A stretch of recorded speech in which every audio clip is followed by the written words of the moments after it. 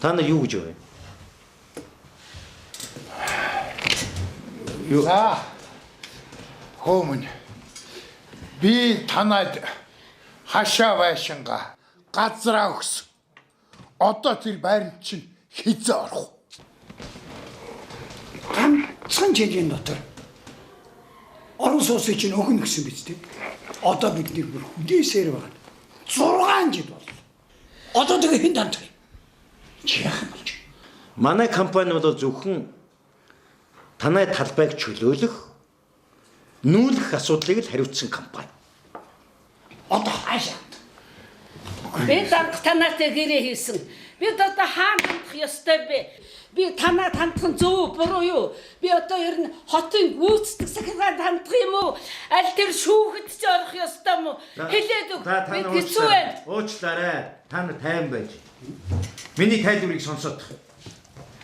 Харин орон сууц барина гэсэн компани чинь өөр компани.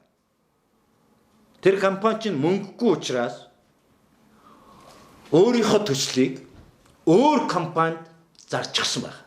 Тэгэхээр та нар тэр компанитай очиж гэрээ хийнэ гэсэн. Юу гэсэн үг? Хизаарч гэж. Бижиг.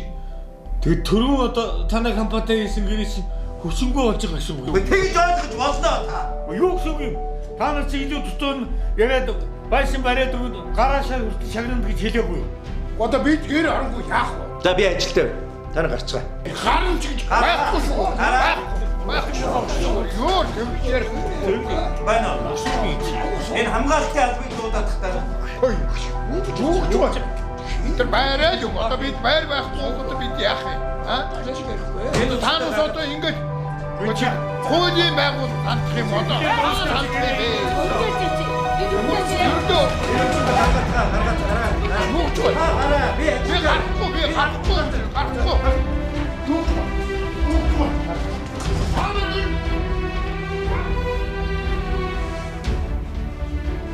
Зогс.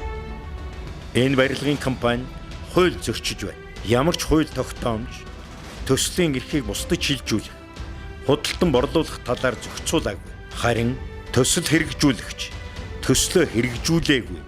Эсвэл хууль тогтоомжийг ноцтой зөрчсөн бол нийслэлийн засаг дарга батламжийг хүчингүй болгож төсөлд хэрэгжүүлэгчийг дахин сонгон шалгаруулахаар хуульчилсан.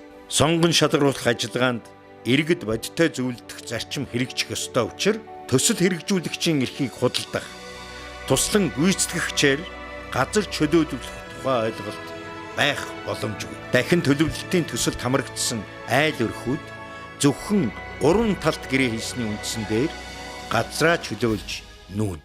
За намайг нэмж өг гэдэг би газрын зам баян зүрхний хүртлийн захирлаар сүүлийн 5 жилийн хугацаанд бол ажиллаж байгаа. Үүнээс гадна нийслэлийн сонгон хайрхан чингэлтэй хан урд үргүүд дээр явж байгаа дахин төлөлтийн иргэдэд бол мэдээлэл өгөх ажлыг хууль сурталчлах ажлыг бол мөн хийсээр байгаа.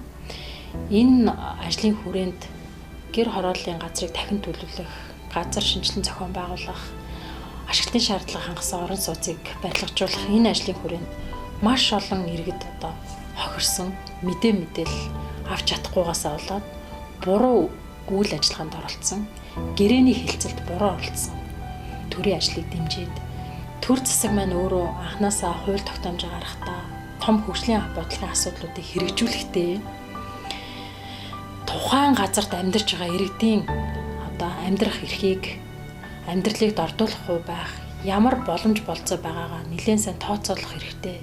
Төр үүргээ хэрэгжүүлэх шаардлагатай байна өнөөдрийн түвшинд. 2014 онд нийслэлийн гэр хороол дахин төлөвлөлтийн хүрээнд явагдсан төлөвлөлтөнд орсон юм а гэр хороол дахин төлөвлөлт ажиллагаанд.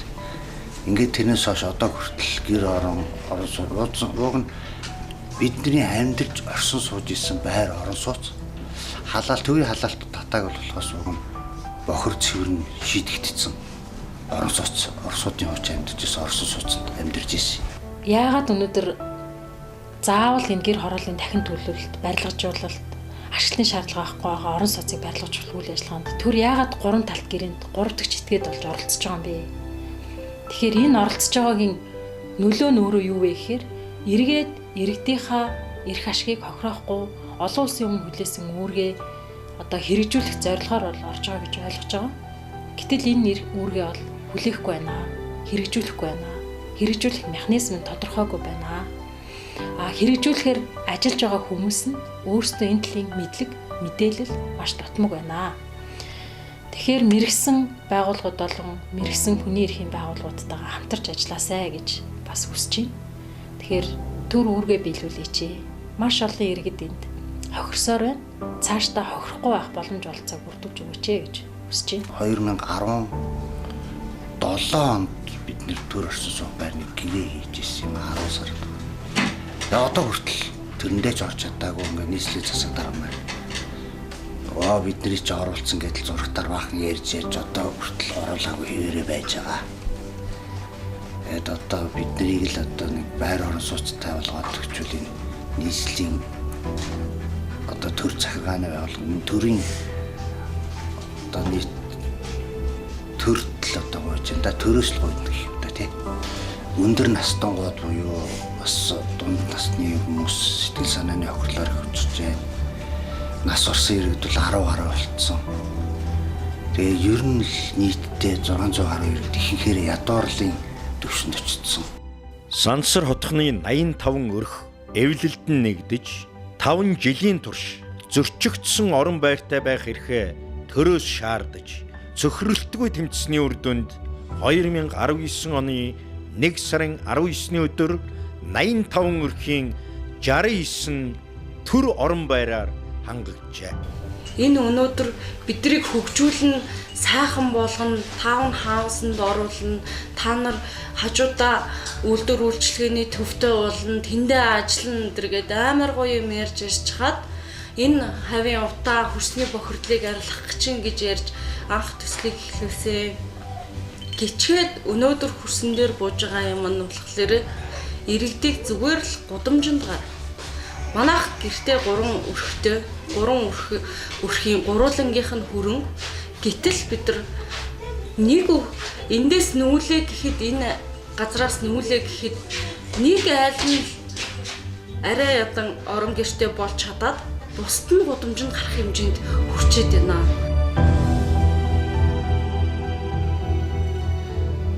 За энэ зурган дээр та бүхний өнөөдөр оршин байгаа талбай. Танай энэ талбай дээр 2015 оны 1-р хагас гэхэд энэ зурган дээр байгаа шиг ийм хороол болох юм. 2015 оны 1-р хагасад ашиглалтанд орох. Үйлчилгээний төв, цэцэрлэг, сургууль, гараж, хүүхдийн тоглоомын талбай, мөн энэ дэлгүүр, супермаркет, энэ байшингийнхаа доотол машины дулаан гараж, энд нийт 180 айлын орон сууц байгаамаа. Хүмүүсийн хэрэгцээг нийцсэн Улаанбаатарт байхгүй ийм цогцлбор орон сууцыг бид танай энэ талбай дээр барих гэж байгаамаа. Тэгэхээр бидний ажил тусалж та бүхэн хоёр талын гэрээ байгуулад ингээд гэрээнийхаа дагуу та бүхэн газраа чөлөөлж өгөхгүй юу? Бидний ажилд ингэж туслахгүй юу гэж. Бид энэ барилгыг 2015-аас 5 оны 1-р хагаст одоо жишээлбэл барьж дуусгаж ашиглалтанд оруулна гэсэн. За асуулт байна уу? Танаас тэгэхээр квадрат метр талбайгаа яаж үнэлж байгаа юм? Хэдээр үнэлж байгаа юм? Тийм ээ. Манай компани бол хоёр талын гэрээ хийн. Танай газрын квадрат метрийг бид нар 80-аас 100 мянган төгрөгөөр одоо худалдаж авч байгаа гэсэн үг. Тэгэхээр та бүхэн талбай хэмжээгээрээ манай энэ баригдах энэ орон сууцнаас 1, 2, 3 өрөө байшинг одоо өөрсдөө сонгож авч болно. Дээр нь мөн бид нар бонустай нэг дулаан гараж дотор нэг машины гаражийг бид нар бэлэг болгож үнэгүй өгж байгаа маа. Машины зөксөө. Машины зөксөө.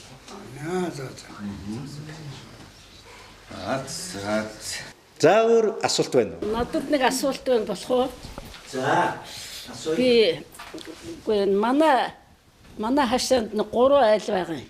За. Тэгэхээр тэр 3 айлд гурвууланд нь байр өгөх үү? Танай одоо жишээлбэл талбайн квадрат метрийг харгалзаж үзээд одоо тэр 3 өрхөд чинь одоо хуваана гэсэн үг шүү дээ. Талбайг чинь хуваагаад квадрат метр талбайгаар чинь бид байр олгоно, орон сууц олгоно. Тий, орон сууц олгоно гэсэн. Дашинд хэлэхэд юу вэ гэхээр манай компани бол өрх болгоныг, хүн болгоныг гомдоохгүй. Өрх болгоныг жишээлбэл орон сууцтай болгоно гэсэн зорилготой ажиллаж байгаа компани байна. Тэгэхээр 3 айл 2 талын гэрээтэй байх юм. Хоёр талын гэрээнийхээ дагуу энийг гэрээнийхээ заалтанда одоо тантай ярилцж байж гэрээнийхээ заалтан дээр оруулна гэсэн. За. Асуулт байна уу? Дарга. За. За. Ойлголоо да. Эгэлэр би ч одоо орон байраас олчихлаа. Газраа өгчлөө гэж бодъё. Гэхдээ нөхдөмний ч одоо би хаана амьдрах болж байна. За, таны асуултанд хариулъя. Таны наадах асуудлыг чинь бодвол манай компаниудад төлөвлөжсөн, тооцоолчихсон байгаа. Та энэ жилийн хугацаанд, энэ барилга баригдах жилийн хугацаанд гэсэн үг шүү дээ.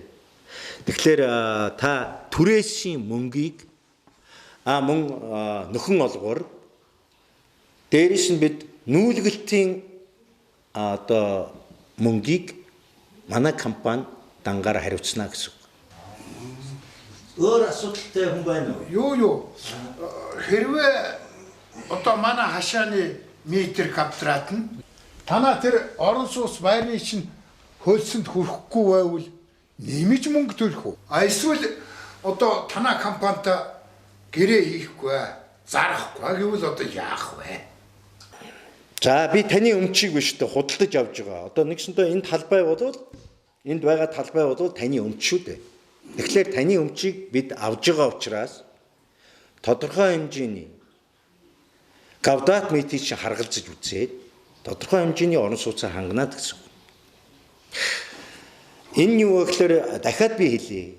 Өрх амбул айлыг хүн болгоныг бид нар орон сууцаар хангана л гэсэн зорилготой гэдгийг би дахин хэлмээр байна. Хэрэг заяа та нүүхгүй тохиолдол гарч болно.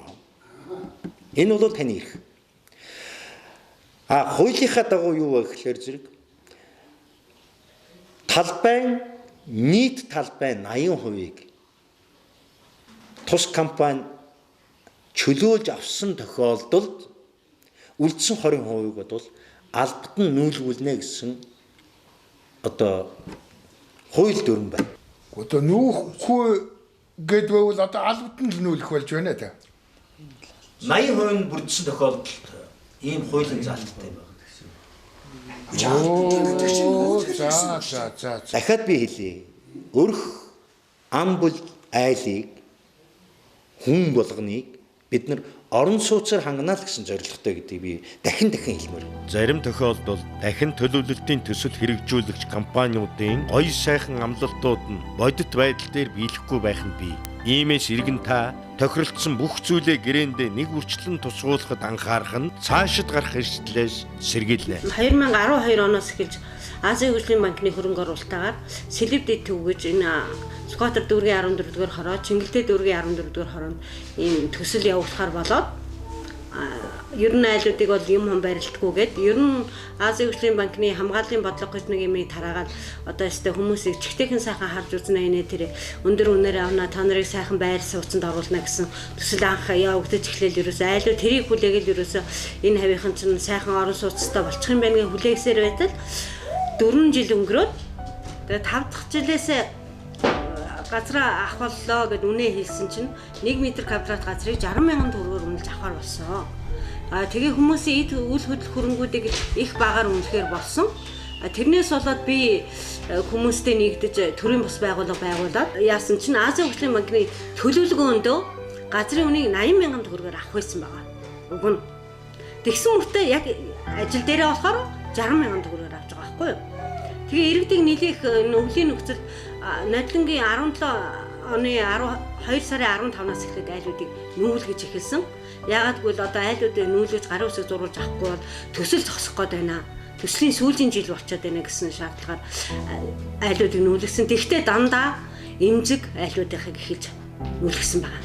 Олон улсын санхүүжуулагч байгууллагын санхүүжүүлэлтээр хэрэгждэг төсөлт хөтөлбөрүүдэд тухайн байгууллагын хамгааллын бодлогыг баримталдаг дэлхийн нийтийн жишг байна. Үүний дагуу иргэд эвлэлдэн нэгдэж эрхээ шаардсанаар зөрчигдсөн эрхээ сэргээлгэж чаджээ. Хэрв иргэн таны эрх зөрчигдвэл та хууль ёсны зохих газарт нь хандаж байгаарай. Төсөл одоо танилцуулж байгаа хугацаанд бол компаниуд болохоор 9 сараас 6 сараас 9 сар хүртэл 3 сарын хугацаанд л ерөөсөө бариадаг чинь иргэд та нар одоо 3 сарын чинь хүлээжээ.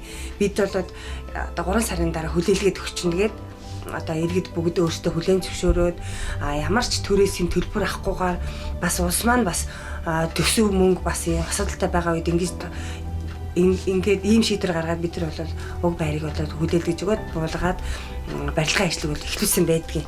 Гэтэл 9 сар болсон. 9 сар болоод барилга маань ч ашиглалтанд ороогүй. Одоо ингээ өнөөдрийн байдлаар 2000 бид нэр 18 оны одоо 12 дугаар сарын байдлаар болоод бид нар бол байршинда баригдад байршин маань баригдаад дууссан гэх боловч байрандаа бол ороогүй бол байгаа. Иргэд төсөл хэрэгжүүлэгч компанитайгаа 2 болон 3 талд гэрээ хийсэн ч хинэн ч гэрээнийхээ 1% авч чадаагүй. Эвлэлдэн нэгдээ төрийн бус байгууллага байгуулж холбогдох төрийн захиргааны байгууллага дарга нарт хаяглан бичиг цаас шийдсээр байгаад төвийн дулаанд холбогдоогүй байранд зөвхөн захиргаанаар халаалтын асуудлаа шийдэх хүнд нөхцөлд оржээ. Мөн хүйтэн усаа захиргаанаар халаана гэх тэдний захиргааны төлбөр талиж өгөх нь ойлгомжтой. Хэдэн энэ байрандаа тэсчүүлдэн хэдэн ашиглалтын төлбөрөө дийлэхгүй орон гэргүй болох болдоо. Үүний буруутан хэн бэ? Лавл 2 сар гаруй хүлээлгэсэн гомдлынх нь хариуд нийслэлийн холбогдох байгууллагаас тэдний барилгын компанитай байгуулсан 3 талт гэрээг огт баталгаажуулаагүй болох талаар албан тоотоор мэдэгдсэн байна. Одоо манай хорон дээр болохоор гэр хорооллын төлөвлөлтийн ажиллагаа явагдсан. 400 гаруй айл өрх гэр хорооллын төлөвлөлтөнд хамрагдсан байж байгаа. Тэгээд 13 онд бид нар гэрээ хийсэн. Одоо түрүүчийнх нь ороод 2 жил болчихлоо барилга баригдажсэн. Тэгээд манайх бол сая 9 сард орлоо байранда. Тэгээд түрүүчийн байрнуудаас бол бас барилгын чанар маш муу. Одоо бидний орсон байр ч гэсэн маш муу байна. Барилгын чанарын хувьдаар бол одоо улсын комиссын хүлээж авсан юм уу бүү мэд. Техникийн комисс гэж бас байдгийн байна. Тэр бас авсан эсхийг бүү мэд. Одоо тэгэл нэг юм дутуу баригдсан байшин. Бид нарыг орцсон хойно одоо засвар хийгээл байшингуудаа өрөөнүүдээ янзлаад ингээ яваад байгаа байхгүй юу? Наач тусгай зөвшөөрөлтөй 80% нь тохиролцоод хүрсэн бол нийслэлийн одоо уралсан гэрээ хийж байгаа хгүй манай компани. Тэгээд нийслэлийн дахин төлөвлөлт эргэлэн 3. Энэ 3 180% тохирсон тохиолдол наад чи яах вэ? Гэхдээ дотор хүмүүс оршин сууж байгаа нөхцөлд одоо ингээд гүйцэтгэл ажиллагаа явуулахыг зөвшөөрсөн байт юм уу? Хуулийнхаа дагуу байгаа. 2 болон 3 талт гэрээ байгуулах нь сайн дурын үндсэн дээр хийгдэнэ гэж хууль журамдаа заасан байдаг. Гэвч 80% зөвшөөрж 2 талт гэрээг хийсэн гэдэг нь иргэдийг 20% орж хоосон хоцрохгүй гэсэн айдаст автуулдаг.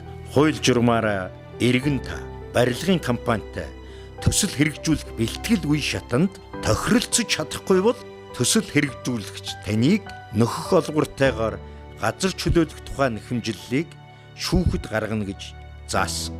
Өөрөөр хэлбэл зөвхөн шүүхийн шийдвэрээр л таныг нүүлгэхээс компани таныг шууд албадан нүүлгэнэ гэсэн үг биш юм.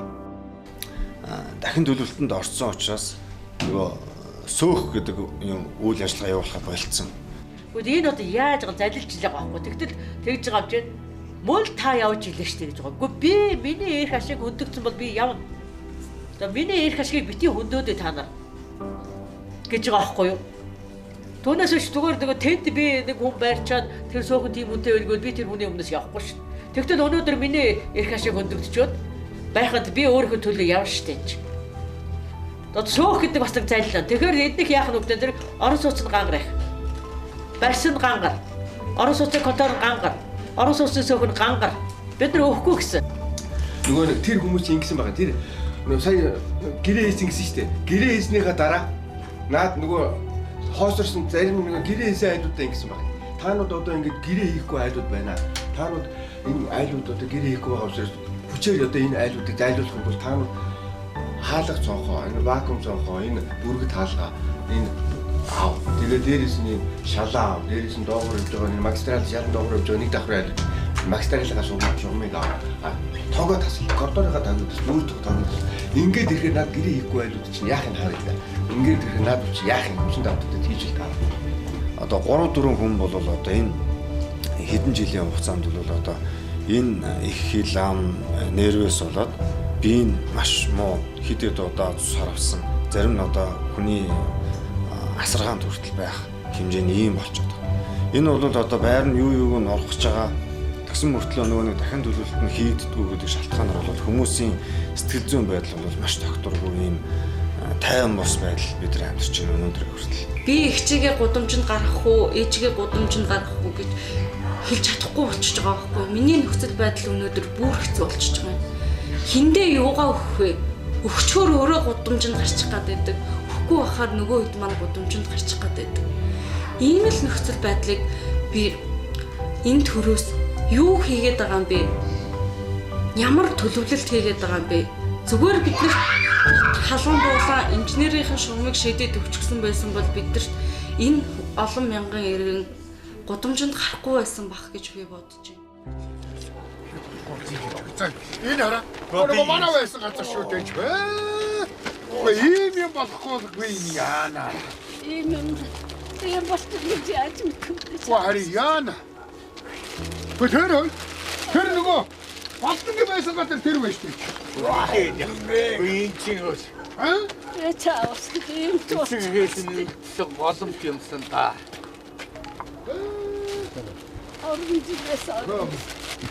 Ингээ нороо гайчны байж.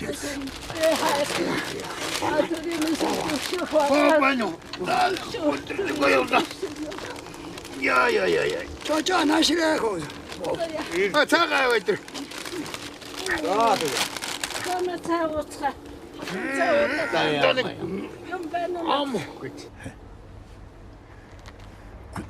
Төрж өссөн газар юм. Төр засаг минь аваад явчихдаг юм байна хөрх юм бэ. Төрийн сүл биднийгаа өршөөн. Бохимдаад яах вэ? 50 байцааж үз тамин. Болно гайгуу төр минь өршөөн. Төрийн сүлд өршөөн. Хүлээ хэлэх юм. Хүчтэй бүтэн 6 жил хүлээлээ шүү. Одоо ердөө дээшээ тэнгэр хол. Доошо газар хатуу бол. Одоо бүр хандах газар ч үгүй бол. Одоо би ер нь хаашаа ор. Яста тарин шинэ нүхэнд орохоос газаргүй болоо шүү дээ чаас. Гой хилээд яах вэ? Жаали хачуу өрөө хөлсөлж нүүсээр байтал и тогшил маань бүр идэрч гүйцлээ. Бас тэгээд энэ АЧЗ нарын маань сургууль цэцэрлэг завсардаж дууслаа. Энд зад ийм төр гэж байх уу тамина? Жохмаа. Хөгжлөө бодлоо гэхэд бас хүнээ бодож болно одоо. Тайван байж. Хичнээн дээр тайван байх юм. Харна. 6 хонжгоош 6 жил. Танай одоо хаавал Манай хоо. Тэр шарга мөртийн цуснаа л байж штэ. Би энэхээс олж чадахгүй яагаад юм бэ? Гэхдээ ингэ танаах юм хаана. Манайх үлзий тороололт. Жохмаа. Баларч байна штэ. Гэхдээ ингэ дөөш танаах. Гүтайч. Хаана Хожир болонд байна. Тэр хаа байсан хожир болонд. За ерөөсө үг олдож үхэр алдлаа. Хол гэртээ би явах юм. Улаанбаатар маань яасан ч ууж ухын нүдтэй юм. 408 хүстэй. Тарж амьдарч байгаа юм шүү дээ. Хүлээж ханлаа. Хангалттай бидэнд хуулийн хамгаалалт яаралтай хэрэгтэй байна. Хөгжлийн төлөөх төрийн бодлого үйл ажиллагааны улмаас хүний эрх зөрчигдөх ёсгүй.